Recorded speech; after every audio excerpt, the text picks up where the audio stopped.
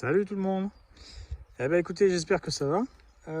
Moi je voulais juste vous faire un petit retour sur la vidéo que j'avais postée le 6 mars concernant les semis de micrograines dans un paillage. Donc je vais vous montrer un peu ce que ça donne. Mais avant on va faire un petit tour du jardin, voir ce qui pousse et ce qui pousse pas.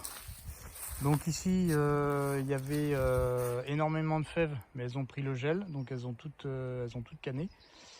Et il reste juste un pied d'épinard. Donc il date de, que je ne dise pas de bêtises, du mois de novembre. Ouais, j'avais tenté en novembre. Et du coup, il vivote. Il a quand même grandi un peu, mais il vivote. Donc s'il arrive jusqu'à la graine, je vais récupérer la graine de façon à ce que l'année prochaine, quand je sèmerai les graines, elles seront déjà habituées à la terre. Donc celui-là, on va le conserver précieusement. Et puis on va récupérer toutes les graines si c'est possible. Et là, on a de l'ail et de l'oignon qui avaient été plantés, pareil, en octobre ou novembre, je ne sais plus. Donc en fait, là, tout ce que vous voyez qui dépasse, c'est de octobre et novembre. Et là, j'en ai replanté au mois de février, janvier ou février, je ne sais plus. Et en fait, eux, par contre, poussent très bien. Ils ont pas, il n'y a pas eu la croissance n'a pas été freinée. Tandis que, vous voyez, bon, la croissance est vraiment, on a des tiges fines, certaines commencent à jaunir. C'est pas formidable, donc on va voir ce qu'ils vont donner. Mais en tout cas, les nouveaux, eux, ils s'éclatent à fond. Vous voyez, donc, tout ce qui était au milieu là. Je vais vous montrer là tout ce qui était en fait au milieu là. Ben, ce sont les nouveaux plants d'oignons et en fait ils poussent beaucoup mieux que les anciens.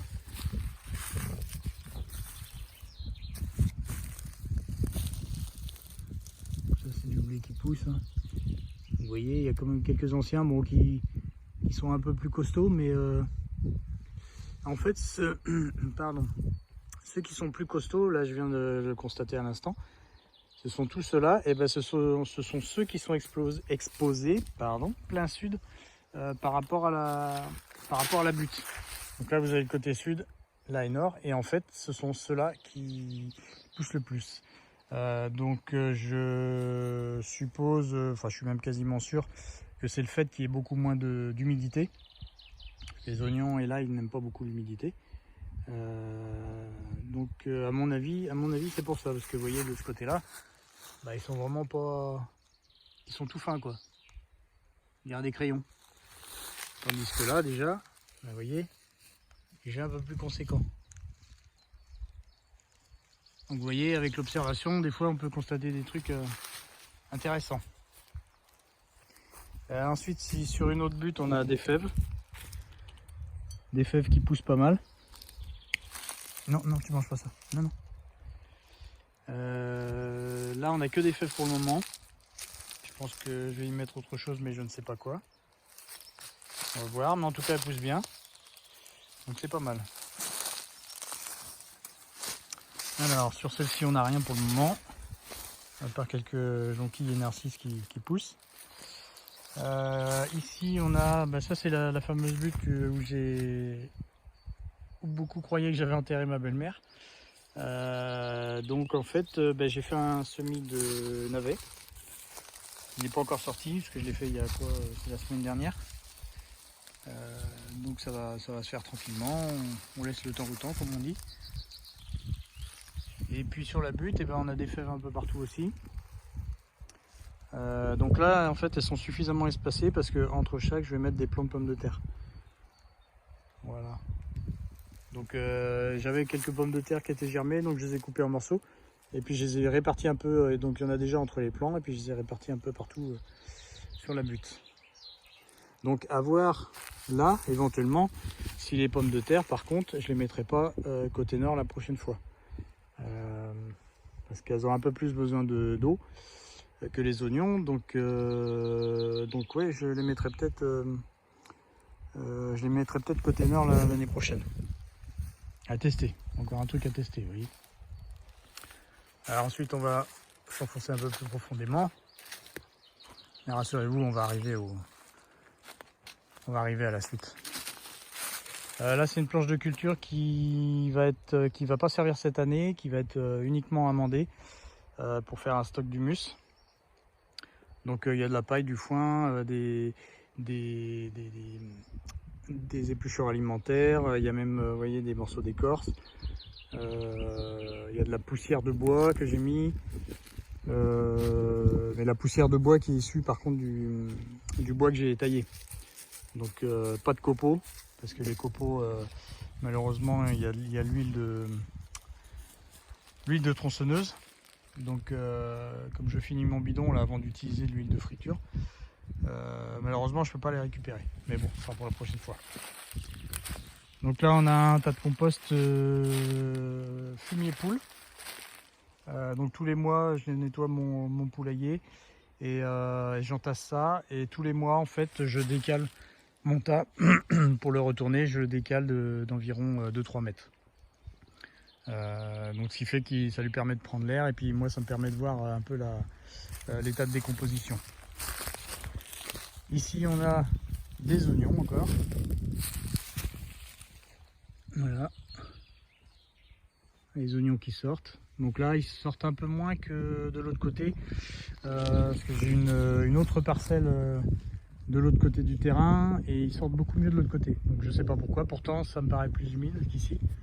Mais bon, on verra. Donc voilà, je vais pas vous faire languir plus longtemps, on va passer voir un peu ce qui se passe dans le châssis. Nous y voilà, donc j'ai tout mis sous châssis, de façon à vraiment conserver un atmosphère humide, façon tropicale on va dire. Et du coup vous allez voir que les plants en ont bien profité. Donc voilà ce que ça donne. Donc rappelez-vous, on a semé radis et carottes, et en fait quand on regarde bien, on s'aperçoit que les carottes sont sorties aussi. Vous voyez, elles sont là. Donc il y en a un peu partout. Donc j'avais semé assez densément, donc il faudra que j'éclaircisse. Les radis seront éclaircis au fur et à mesure, les radis comme les carottes d'ailleurs, seront éclaircis au fur et à mesure. Et on consommera les petits radis et les petites carottes au départ. Vous voyez, puis dans l'autre rang, c'est pareil. Donc ça a vraiment bien poussé. Donc je suis content. Et puis en fait, ce que j'avais pas mis dans la vidéo, je l'ai fait après, c'est que entre les deux planches, en fait, j'ai semé radis et fèves. Et en fait, pas radis, épinards et fèves. Et en fait, on s'aperçoit que là, les fèves commencent à sortir. Vous voyez, ici, là. Oh, qu'elle est belle.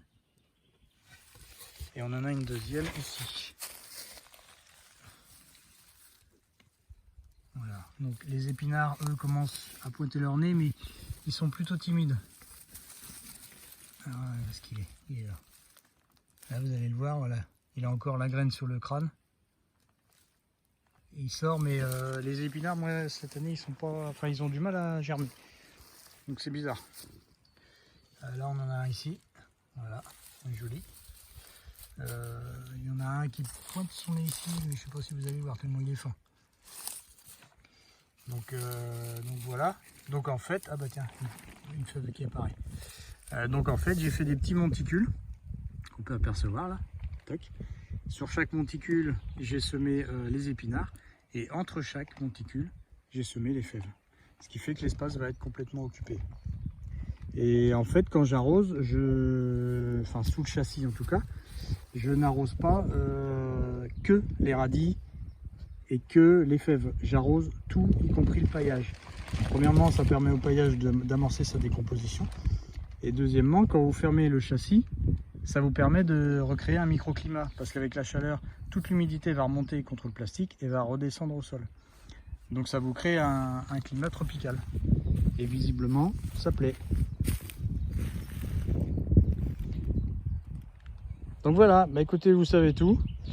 Moi je vous dis à vos graines, hein, vu que ça va être la période des semis pour certains. Et ben à vos graines et puis bonne plantation. Ciao ciao.